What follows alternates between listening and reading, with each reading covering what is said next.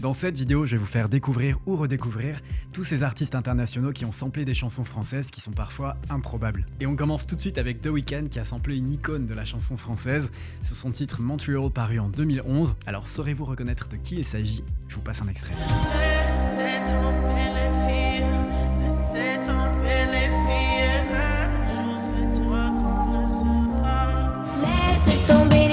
Laisse tomber les filles, tu le paieras un de ces jours. Incroyable et pourtant bien réel, il s'agit bel et bien de Laisse tomber les filles de France Gall, titre phare issu de son album Poupée de cire, Poupée de son, sorti en 65 et écrit par Serge Gainsbourg. The Weeknd avait interprété ce titre Montreal lors de son concert à Paris en 2023 et je me rappelle que beaucoup pensaient qu'il s'agissait d'une ode à la France, une sorte de petite surprise spécialement concoctée pour le public français. Alors ça l'était sûrement, en partie, puisque c'est vrai qu'il n'avait pas chanté cette chanson à tous ses concerts lors de cette tournée, mais en réalité ça fait plus d'une décennie que The Weeknd chante cette chanson. En effet, Montreal est paru sur son album Echoes of Silence sorti en 2011, on peut ainsi l'entendre susurrer le refrain en français avant d'enchaîner en anglais. On peut d'ailleurs noter que Serge Gainsbourg est bel et bien crédité sur cette chanson. C'est assez fou quand on y pense de voir qu'un tel titre ait pu passer entre guillemets inaperçu, mais il faut se rappeler aussi qu'en 2011, The Weeknd n'était pas l'artiste qu'il est aujourd'hui. Et personnellement, je trouve que ses premiers albums, ceux qui sont un peu moins connus, sont juste des masterclass. What You Need, High For This, Wicked Game, c'est juste des bangers. Je vous invite d'ailleurs vivement à vous plonger dans ses premiers albums si vous ne l'avez pas encore fait. Maintenant, une question qu'on peut se poser, c'est comment The Weeknd a-t-il pu tomber sur un titre de France Gall? Ce n'est clairement pas le fruit du hasard. Mais aussi surprenant que cela puisse paraître, de nombreux artistes ont déjà repris cette chanson de France Gall. On peut noter également que Laisse tomber les filles est présent sur la BO du film Boulevard de la mort de Tarantino sorti en 2007. C'est la chanteuse April March qui l'interprète dans une version revisitée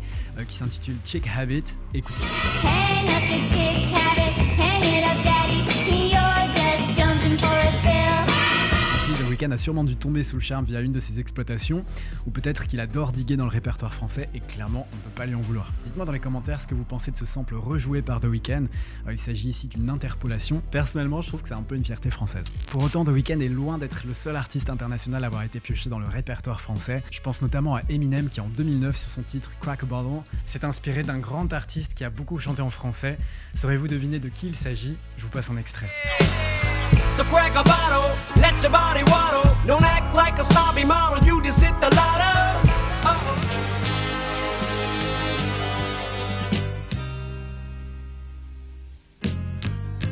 L'ombretto sommonto. Il s'agit bel et bien de Mets dans la lumière de Mike Brandt, sorti en 70. Je trouve ça énorme. D'ailleurs, une version inachevée de Crack a Bottle avait fuité en 2008 et ce sample de Mike Brandt était déjà bien présent. Écoutez.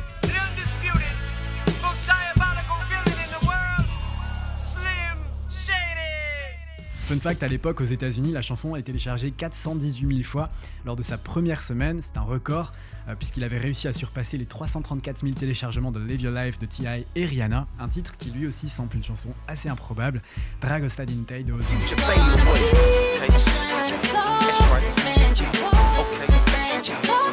Aujourd'hui, c'est devenu monnaie courante, peut-être trop monnaie courante, de sampler des chansons des années 90 et des années 2000. D'ailleurs, cette même chanson a été interpolée récemment par David Guetta et One Republic. Dites-moi ce que vous en pensez dans les commentaires.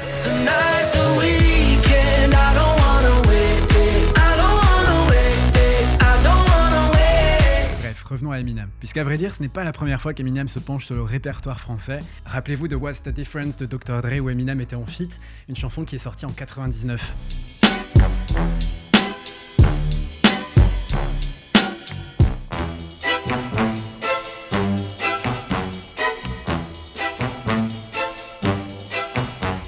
Indéniablement culte, qui puise son inspiration dans Parce que tu crois de Charles Aznavour. Il me semble d'ailleurs qu'on s'en parlait déjà dans une de mes vidéos où je vous parlais de ses samples les plus improbables. Je vous la mets juste ici si vous ne l'avez pas encore vue. Ce qui est intéressant dans cette histoire, c'est qu'à l'époque, ce titre d'Aznavour n'est pas le classique qu'il est devenu aujourd'hui. Et je pense que le fait que cette chanson ait été samplée à de nombreuses reprises lui a permis de devenir aussi légendaire aujourd'hui. D'ailleurs, rappelez-vous, en 2003, c'est Breathe de Sean Paul et Blue Cantrell qui sample la chanson de Dr. Dre et donc par extension celle d'Aznavour. Écoutez.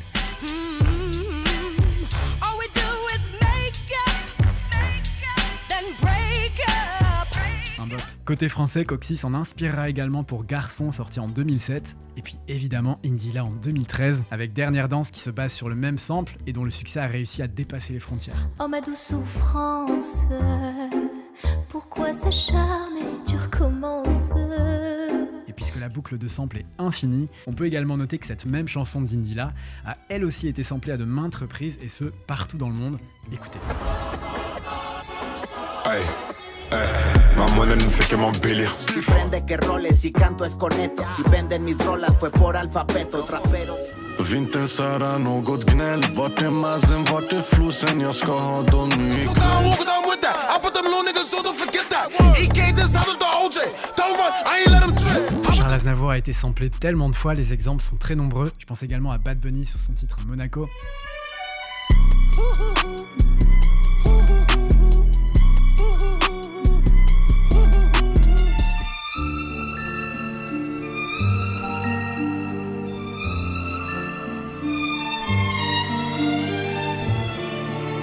Il suffit de quelques secondes pour reconnaître la boucle de violon de Hier encore. D'ailleurs, lorsque le titre Monaco est sorti, Hier encore d'Aznavour a eu un regain d'intérêt dans le monde entier, et cet engouement a été ensuite amplifié par la série Lupin sur Netflix, puisque la fin de la saison 3 se conclut sur une scène qui utilise la chanson dans son intégralité. La chanson avait même réintégré le top Shazam dans plus de 10 pays différents, je trouve ça énorme. Et là je vous redirige sur ma vidéo, je vous parle de toutes ces chansons qui ont explosé à nouveau, parfois 20 ans plus tard, du fait d'avoir été intégrées dans une série, je vous mets le lien de la vidéo juste ici. Bref, Hier encore est clairement un classique de la chanson française, et je pense qu'en réalité nous aurions pu faire une vidéo complète où on se parle de toutes ces chansons qui samplent du Aznavour.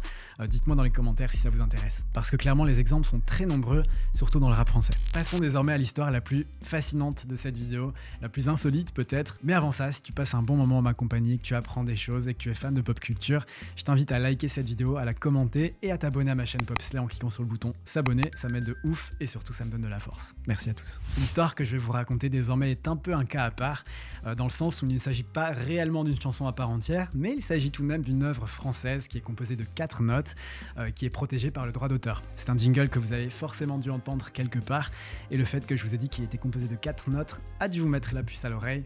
Écoutez la chanson. Whatever it takes to break, gotta do it. From the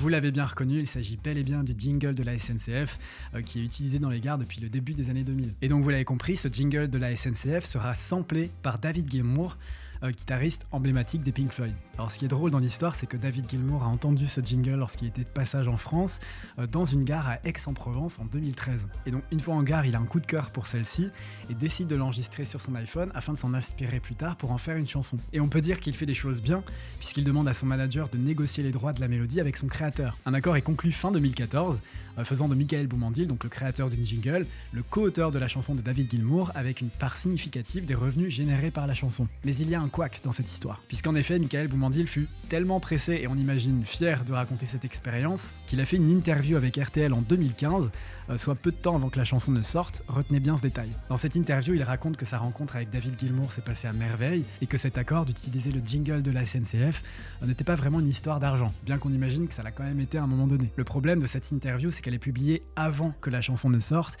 et cela va déplaire au producteur de David Gilmour. En effet, ils estiment que Michael Boumandil a violé son engagement de confidentialité et donc des tensions entre les deux hommes vont apparaître et leurs rapports vont se dégrader au fur et à mesure. Pire encore, en 2016, Michael Boumandil attaque David Gilmour pour contrefaçon, réclamant près de 500 000 € de dommages et intérêts. Capital relatait ceci dans son article, je cite la source. Il argue que l'accord signé 2 ans plus tôt ne porte que sur les droits d'auteur mais pas sur les droits de producteur.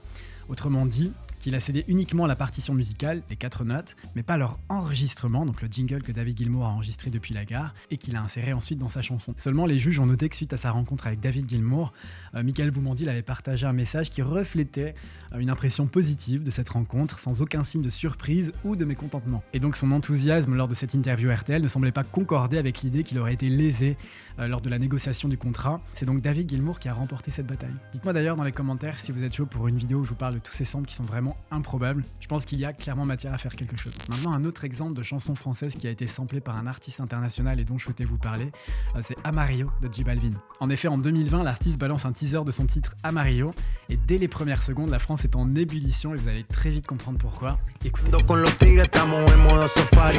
Con un fue violento que parecemos sicarios. Tomando vino y algunos fumando mari.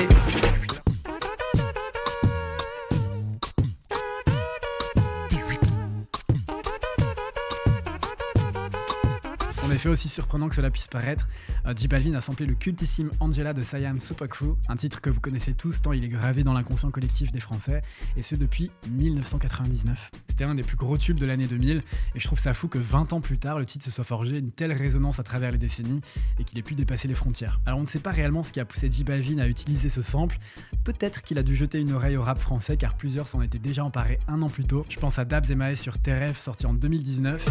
J'suis dans le Banks, j'ai pas quitté le four. J'rentre chez toi quand t'es pas là. J'suis dans le Banks. Bien évidemment à Attic sur Angela, sorti la même année, rappelez-vous. Angela, appelle-moi ce soir et j'démarre de la zone. Et enfin, comment ne pas parler de Christina Aguilera et de son titre A Mother, qui sample la musique d'un célèbre film français. Saurez-vous le reconnaître? J'imagine que oui. Écoutez.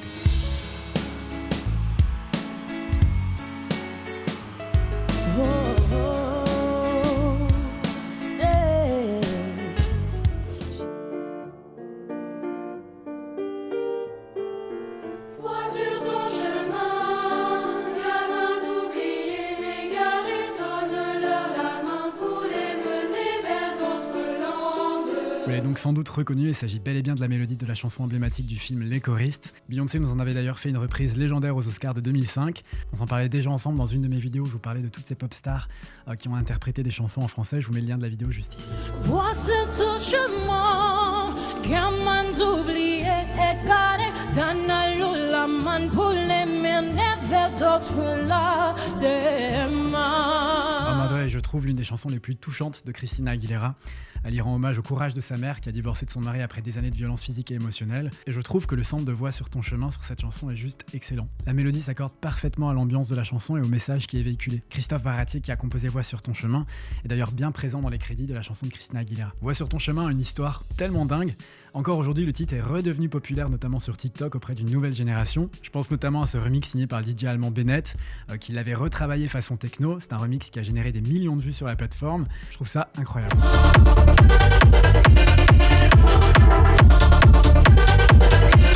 Fun fact, en 2019, VG Dream avait lui aussi utilisé des extraits de Voix sur ton chemin dans Elle est bonne sa mère. Bon là on est sur une ambiance bien différente, c'était en collab avec Nino. Écoutez. Elle est bonne sa mère et toi sur la piste, j'craque un salaire. Écoutez, c'est la fin de cette vidéo, j'espère sincèrement qu'elle vous a plu et que peut-être vous avez appris des choses. Si tel est le cas, n'oubliez pas de vous abonner à la chaîne en cliquant sur le bouton s'abonner, de liker cette vidéo et de la commenter ou bien de la partager autour de vous. Je vous invite désormais à continuer le visionnage sur ma chaîne avec les 2 vidéos qui s'affichent à votre écran et je vous fais des gros bisous. Merci à tous pour votre écoute. Ciao.